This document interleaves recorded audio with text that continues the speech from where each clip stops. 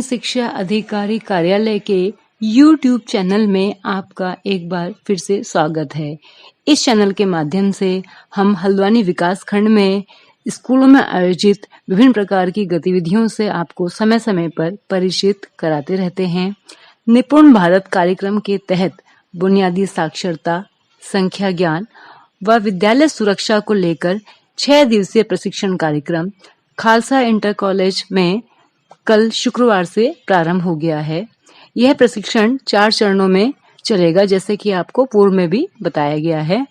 आज इस प्रशिक्षण का दूसरा दिवस है। आज हम देखते हैं कि इस प्रशिक्षण की शुरुआत किस प्रकार से हो रही है और साथ ही साथ हम इसमें देखेंगे कि हर शिक्षक यहाँ पर जो प्रशिक्षण लेने के लिए आए हैं वो एक शपथ ले रहे हैं कि किस प्रकार से हम अपने छात्रों को हर कौशल में निपुण बनाएंगे। इसके साथ साथ हम इस वीडियो में आज देखेंगे कि विभिन्न प्रकार की गतिविधियां रोचक तरीके से छात्रों को सिखाने के लिए किस प्रकार सीखने के लिए शिक्षक यहाँ पर आतुर हैं और हमारे संदर्भदाता किस प्रकार से उन गतिविधियों को उनके बीच में संचालित कर रहे हैं। हाथ मिलाएं, यह सुनिश्चित करने के लिए कि हर बच्चा बच्ची करे हासिल बुनियादी शिक्षा कौशल ऐसा अनुकूल मिले उन्हें वातावरण। हम शपथ लेते हैं कि स्कूल बने एक ऐसी जगह जहाँ हो आनंदपूर्ण और अनुभवात्मक अधिगम। श्री रमेश चंद तिवारी जी, प्रधानाचार्य रायका कटघरिया, इस प्रशिक्षण के नोडल अधिकारी हैं, जिनके देखरेख में यह प्रशिक्षण संचालित हो रहा है। तो सर, आप ये एफएलएन की जो ट्रेनिंग है हल्द्वानी में 1 से 6 तारीख तक हो रही है, आप उसमें प्रतिभाग कर रहे हैं, तो कैसा लग रहा है सर? माहौल कैसा है, व्यवस्थाएं कैसी हैं, उसके बारे में थोड़ी अगर अपनी बातचीत रखें तो प्लीज़। सर, माहौल बहुत अच्छा है और व्यवस्थाएं लगभग पूरी तरह से है। यहाँ हमारी पानी की व्यवस्था है या फिर जो कंपनी की व्यवस्था है, बहुत अच्छा चल रहा है। वो सर, ये माहौल यहाँ पर बना हुआ है, मैं देख पा रहा हूँ कि चारों तरफ बहुत सारे पोस्टर लगे हुए हैं, उसके बारे में आपका अगर कुछ कहना हो तो कैसे, वो क्या मदद करते हैं और किस तरह से मदद करते हैं? सर, पोस्टरों का बहुत महत्व है।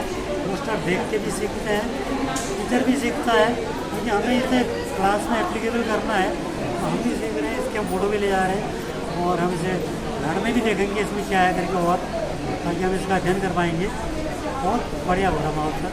और आप लोग ने ऐसे ही जो ग्रुप बनाए हैं उसमें फिर हमें करके दिखाओगे, ठीक है? नहीं, शुरू करिए।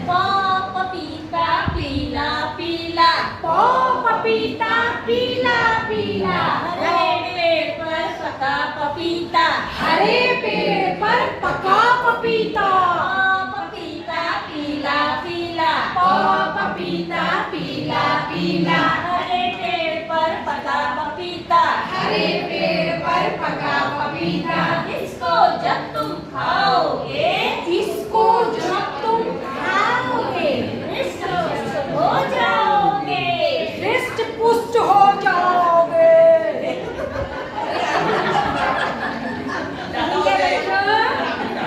देखिए, जब हम पपीता खाते हैं तो हमारे चेहरे में चमक होती है और हम प्यारे लगते हैं। यह प्रशिक्षण अपने उद्देश्यों को मूल रूप में प्राप्त कर सके और साथ ही यहाँ पर प्रशिक्षण ले रहे सभी शिक्षक शिक्षिकाएं यहाँ पर सीखे गए कौशलों गतिविधियों का कक्षों में सुचारू रूप से संचालन कर सकें।